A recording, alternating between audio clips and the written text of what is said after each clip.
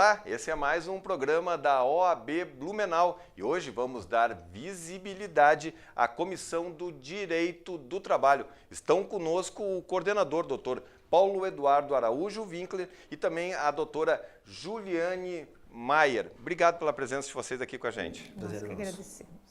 Doutor Paulo, vamos falar um pouquinho das atribuições dessa importante comissão.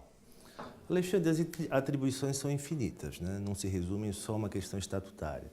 Mas, em suma, resumindo, eu posso te dizer que ela atualmente, em razão das novas legislações que vêm aparecendo por aí, principalmente a reforma trabalhista, é promover para o advogado conhecimento sobre a área, e principalmente por intermédio de cursos aqui ministrados. Também tem como principal atribuição, Alexandre, garantir com que o advogado na seara trabalhista consiga desenvolver seu processo observando um princípio muito importante, que é um princípio do devido processo legal, ou seja, que os juízes, que os magistrados, que o judiciário obedeça à lei. Em suma, é essa a atividade principal da Comissão de Direito do Trabalho. Doutora Juliane, a gente imagino que no trabalho de vocês esteja dando uma grande reviravolta aí por conta da reforma trabalhista. A senhora estava falando um pouquinho antes da entrevista, estamos aí com 9 meses aí dela ter sido aprovado.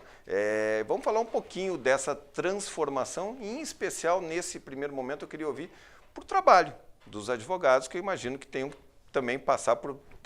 estão passando por um grande processo de reciclagem. Exatamente. Bom, para os advogados, né, eu acho que foi uma mudança bastante significativa, até pelas alterações processuais que houveram, né, nessa reforma trabalhista, e especialmente para a repercussão ao empregado, né, como, por exemplo, agora a atribuição de honorários, né, que a assistência judiciária gratuita já não é exatamente como a antiga CLT previa, né? Tiveram várias alterações sobre isso.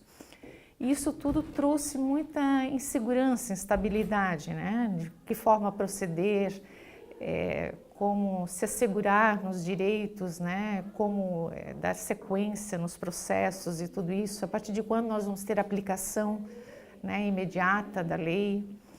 Então, é claro, isso tudo trouxe uma grande reviravolta para o advogado também, né? E uma insegurança, acho que muito grande para o empregado, né? Até para algumas pequenas empresas, né? Que também, de certa forma, elas, né, estão à margem, né, da lei trabalhista também, mas não tem como se impor ou negociar da mesma forma como grandes empresas, né? Para quem efetivamente a reforma trabalhista ela foi voltada, né? Então, poderia se dizer que nós temos inúmeras, né? Não sei se você quer ponderar algumas colocações específicas. Ou seja, tem muito ponto de interrogação ainda nesse processo todo. Bastante. Quais vocês acham que fica mais evidente, principalmente pela visão do advogado, ou seja, eu não sei para que lado eu vou atuar. Quais vocês podem, a senhora citou de pontuar algumas questões, o que é possível pontuar? Alexandre, enfim, a doutora tratou sobre a questão da justiça gratuita. Isso realmente tem sido um problema. A justiça gratuita, ela engloba tudo, inclusive honorários de perito e de advogado. Aqui, Alexandre, está se dando um tratamento diferenciado. Tem que pagar honorários periciais, mesmo com a gratuidade da justiça. Tem que pagar honorários de advogado, mesmo com a gratuidade da justiça. No cível não é assim. No cível nós temos juizados especiais cíveis, onde não lhe é cobrado custas, onde não lhe é cobrado absolutamente nada, em primeira instância. Vamos mais além. A reforma trabalhista, eu ouso em te dizer que se criou uma subespécie humana no que diz respeito à reparação de danos. Subespécie humana, isso é forte, né?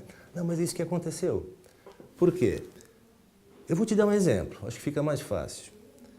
Se tu sofres um acidente de trânsito, todos os envolvidos são responsáveis. Tu pode cobrar de A, B ou C a dívida toda. Aí cabe a eles cobrarem entre si o que pagaram, e assim por diante. Na trabalhista não é mais assim. Na trabalhista, você vai ter que cobrar de cada um na proporção da sua participação do dano. Ou seja, fica praticamente inviável tu receber a totalidade. Fica muito difícil. Outra coisa, aqui na Justiça do Trabalho, o trabalhador tem um preço, o atuador tem um preço. Está me entendendo, Alexandre? Tu é estabelado de acordo com o que tu ganhas. Existe uma tabela de ganhos, de indenização. Então, para mim, o que marcou e marcou muito foi isso. Foi praticamente a criação de um sub-humano dentro de uma relação de emprego.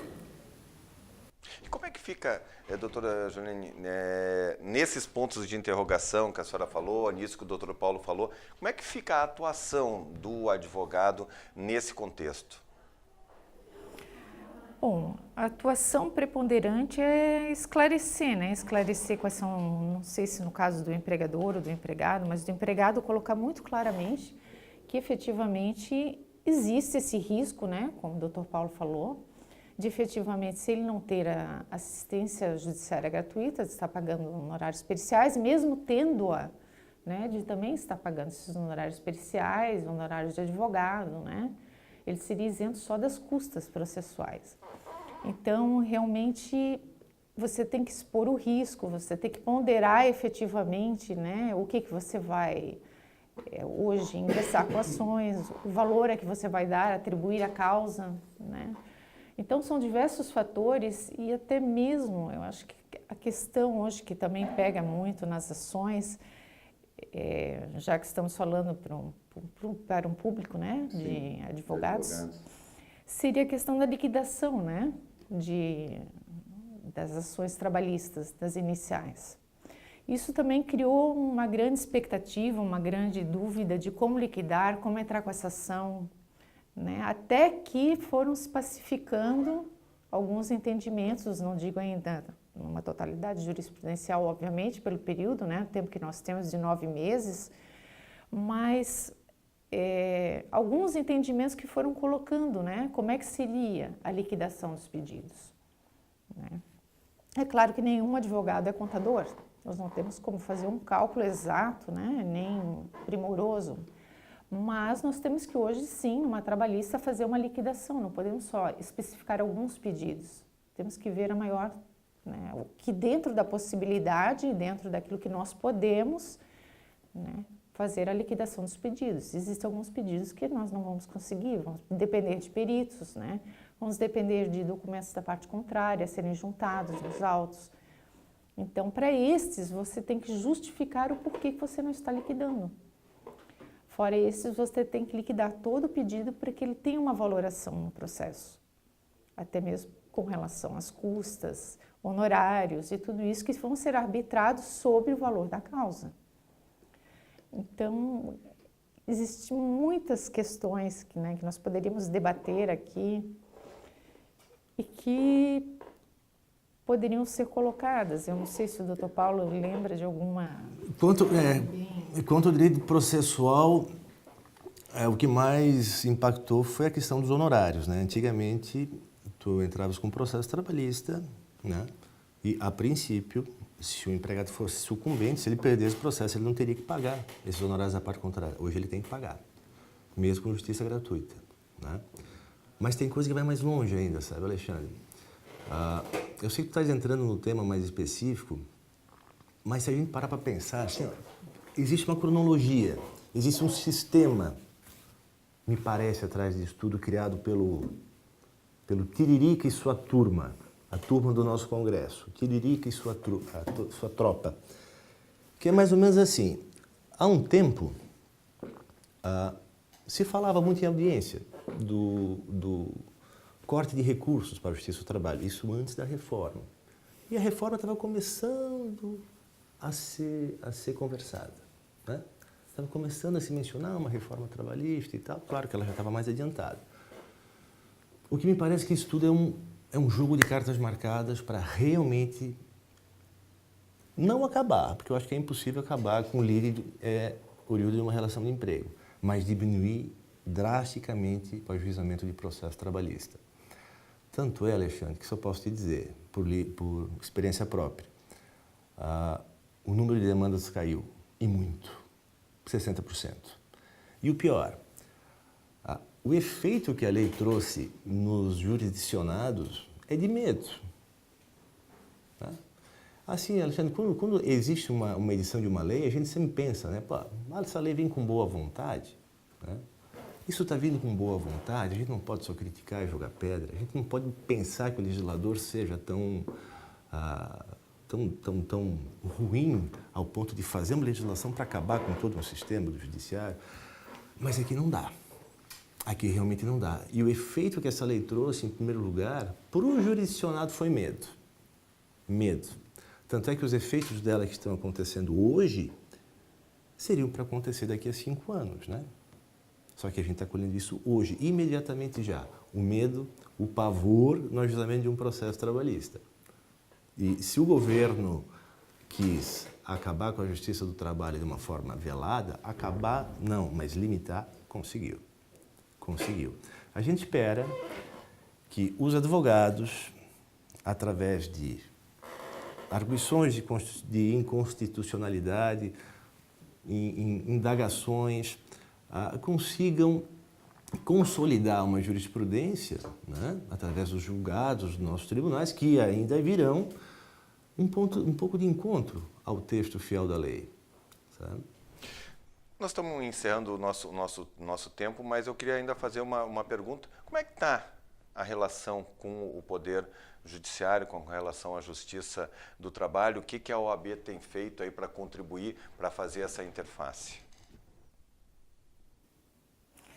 Bom, eu acho que a relação com o judiciário, né, está vendo uma grande, abertura, né, porque o judiciário, de certa maneira, ele também percebe, né, essas alterações, percebe o quão prejudicial está sendo para o empregado, né, e eles vêm tentando amenizar, digamos, os impactos dessa lei. Hoje em dia já tem interpretações a quais vão ser dadas para determinadas situações e que demonstram que a nova lei ela trouxe alterações, mas que o judiciário vai ainda frear. Então, eu acho que o judiciário ele está tentando criar uma amenização quanto a isso, né? Eu não digo que não estão aplicando, mas estão sim, apesar de tudo, né? Ainda tentando contornar ou... É uma reforma ainda em construção? É ainda bastante. De uma certa forma, sim. E, Alexandre, quanto à colaboração da OAB, eu não diria nem OAB, eu te diria em relação aos próprios advogados, né? Até essa integração da OAB. Um exemplo clássico disso é a digitalização de processos, né? Onde, a princípio, deveria ter sido feito pelo Estado, né? Hoje em dia, os escritórios de advocacia estão digitalizando os seus próprios processos, né? Então, colaboração sempre teve. Sempre teve. Até em reuniões com corregedoria, do que nós podemos fazer de melhor ou não, né? Existe essa colaboração entre a advocacia e o judiciário. Isso é essencial, inclusive. Então tá, eu queria fazer um agradecimento à doutora Juliane Meyer, o doutor Paulo Eduardo Araújo Winkler, né, o coordenador da Comissão de Direito do Trabalho. Obrigado por essa participação aqui no programa especial da OAB. Prazer foi meu. Obrigado. Esse é mais um programa da OAB Blumenau. Em breve teremos mais um destaque aqui da subseção.